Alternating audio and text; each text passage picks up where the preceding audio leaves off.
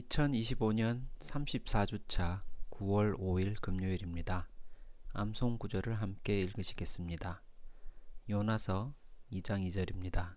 내가 고난 중에 여호와께 불러 아뢰었더니 내게 응답하셨고. 다시 암송 구절을 읽으시겠습니다. 요나서 2장 2절입니다. 내가 고난 중에 여호와께 불러 아뢰었더니 내게 응답하셨고. 오늘의 묵상 본문을 함께 읽으시겠습니다. 내 영혼이 내 속에서 피곤할 때에 내가 여호와를 생각하였더니 내 기도가 주께 이르러 싸우며 주의 성전에 미쳤나이다.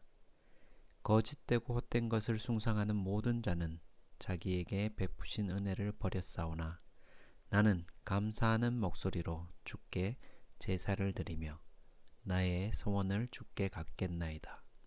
구원은 여호와께 속하였나이다 하니라.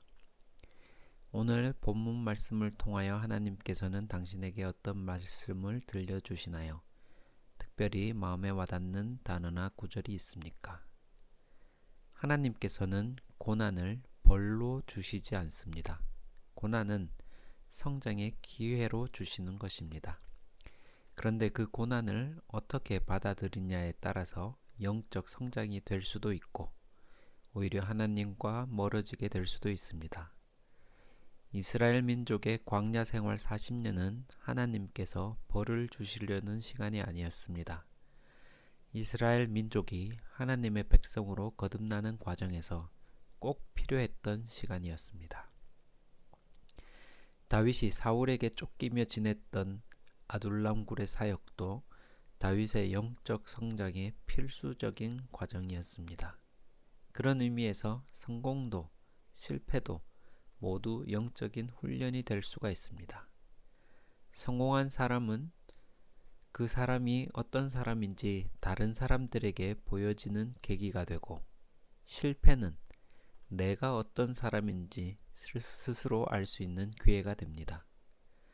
다른 사람에게 어떻게 보여지는지가 핵심이 아니고 내가 나를 어떻게 보는지가 중요한 것도 아닙니다. 내 안에 하나님의 생명이 나의 중심에 있는가가 본질적으로 중요한 것입니다. 인생의 목적을 성공에 두면 성공 이후에 허무함이 밀려옵니다. 아무리 많은 부도 영적인 갈급함을 채워줄 수는 없습니다. 실패했을 때는 나를 둘러싼 모든 것이 사라지고 하나님과 독대를 할 수밖에 없는 시간을 가지게 됩니다. 성공했다고 느낄 때 영적으로 고갈되지 않도록 조심해야 합니다. 실패했다고 느낄 때에는 그것이 벌이 아니라 연단의 시간임을 알고 속사람이 성장하는 기회로 삼아야 합니다. 오늘 본문 7절 말씀입니다.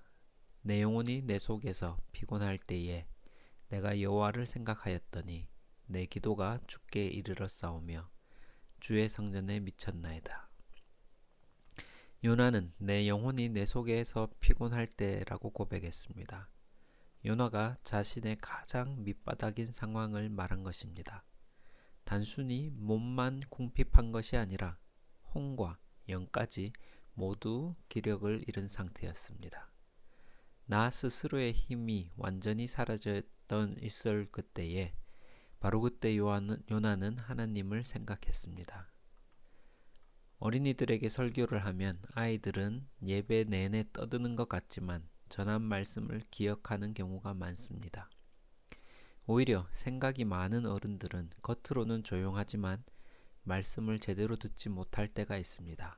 성인이 되면 책임감과 해야 할 일들이 많아지고 여러 가지 복잡한 생각들 때문에 집중이 힘들어지기도 합니다. 요나도 그랬을 것입니다. 그의 마음에 복잡한 심경과 생각들이 가득했을 것입니다.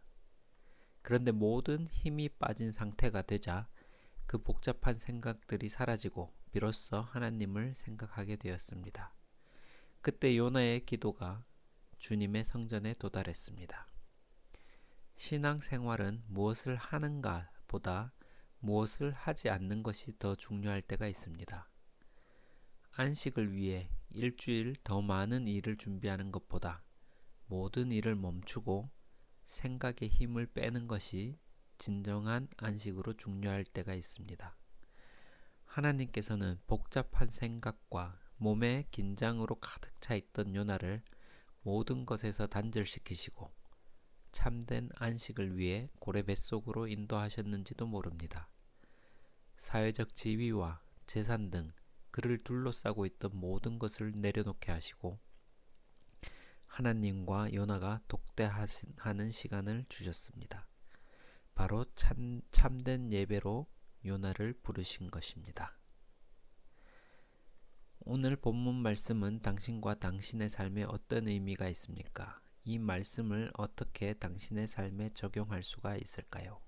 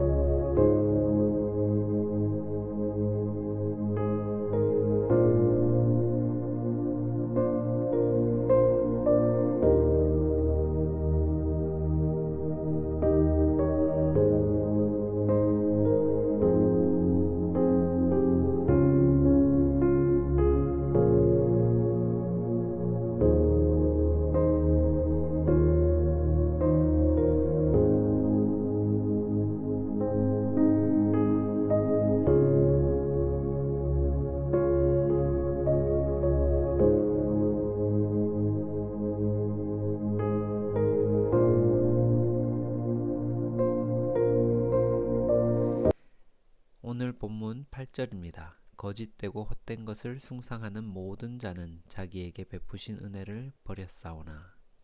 하나님과 독대한 요나는 이전에 없던 새로운 고백을 합니다. 그는 우상을 버리고 주님께서 베푸신 은혜를 생각하게 됩니다. 어쩌면 그가 복잡하게 붙들고 있던 많은 생각들 자체가 우상이었을 수도 있습니다. 9절입니다. 나는 감사하는 목소리로 주께 제사를 드리며 나의 서원을 주께 갚았나이다. 구원은 여호와께 속하였나이다 하니라. 이 구절은 요나서 전체를 관통하는 핵심 말씀입니다. 구원은 여호와께 속하였나이다 라는 고백을 요나가 드리게 됩니다. 그는 구원을 행하실 주권자가 하나님이심을 인정합니다. 니느웨의 구원을 베푸실지 아닐지를 결정하시는 분도 주권자이신 하나님이십니다. 기도를 깊이 하다 보면 내가 기도를 이끌어가는 것이 아니라 기도가 나를 이끌어가는 것을 경험하게 됩니다. 대학 시절 함께 모여 기도하던 모임에서 각자의 기도 제목을 나누고 기도했을 때 처음에는 개인의 근심거리나 장래의 진로 문제를 가지고 기도했습니다. 그런데 시간이 지나 모임이 계속되고 기도가 깊어지자 결국 모든 기도가 그의 나라와 그의 의를 구하는 한마음으로 모아지는 경험을 한 적이 있습니다. 요나는 자기 생각으로 해석했던 구원에서 이제는 하나님이 주권을 인정하는 구원으로 변화하게 되었습니다. 하나님께서 고난과 연단의 시간을 주실 때에도 주님이 중심이 되고 성공과 번영의 시간을 주실 때에도 주님이 중심이 되기를 기도합니다. 이제 당신의 생각을 기도로 적어 보십시오. 당신의 기도는 감사와 찬양일 수도 있고 마음의 고백 혹은 하나님의 도움을 구하는 기도일 수도 있습니다. 자유롭게 기도하되 잠시 시간을 갖고 주님 주신 말씀에 대하여 하나님께 응답하는 기도를 적어 봅시다.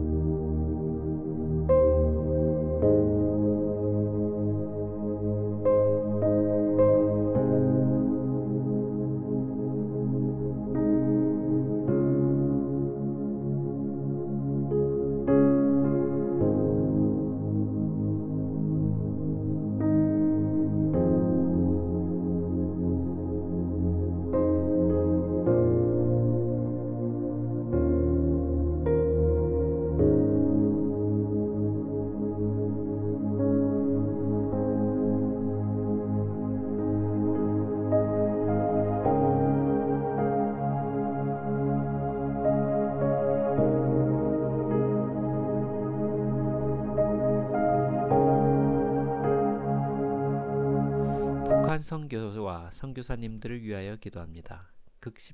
극심한 핍박 속에 있는 북한 교회와 성도들이 주님께서 그 환난 속에 함께 하심을 기억하게 하시고 환난 중에도 믿음과 평안을 잃지 않게 하소서.